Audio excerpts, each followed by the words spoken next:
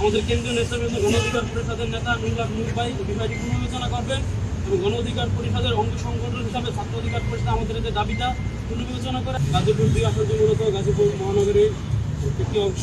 এই আসনটি সম্পূর্ণ আসনটা গাজীপুর মহানগরের অংশ। আমি গাজীপুর মহানগর ছাত্র অধিকার পরিষদের সভাপতি হিসাবে 2018 সালে পুনঃসংস্কার আন্দোলনের মধ্য দিয়ে গড়ে ওঠা আজকের এই ছাত্র সংগঠনের মাধ্যমে গড়ে ওঠা গণ অধিকার পরিষদ, যে গণ অধিকার পরিষদ আগামী নির্বাচন কেন্দ্রিক দল, এই নেতৃত্বের মাধ্যমে আমরা এগিয়ে যাব।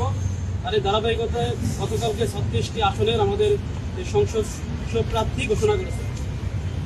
এর মধ্যে আমি মূলত গাজীপুর 2 আসনে আমাদের ছাত্রবন্ধু নেতা মাহফুজুর রহমান খান এবং যার হাত ধরে রাজনীতিতে আমি আসছি এবং গাজীপুর মহানগর ছাত্র অধিকার পরিষদের সাধারণ সম্পাদক থেকে সভাপতি হয়েছে, বর্তমানে দায়িত্ব পালন করতেছি। আমরা চাই আমাদের যে গণ অধিকার পরিষদের নেতৃবৃন্দ এই বিষয়টি পুনর্বিবেচনা করবে। বসুন্ধরা টিস্যু, অশুদ্ধতার বিরুদ্ধে এক বিন্দুও ছাড় নয়।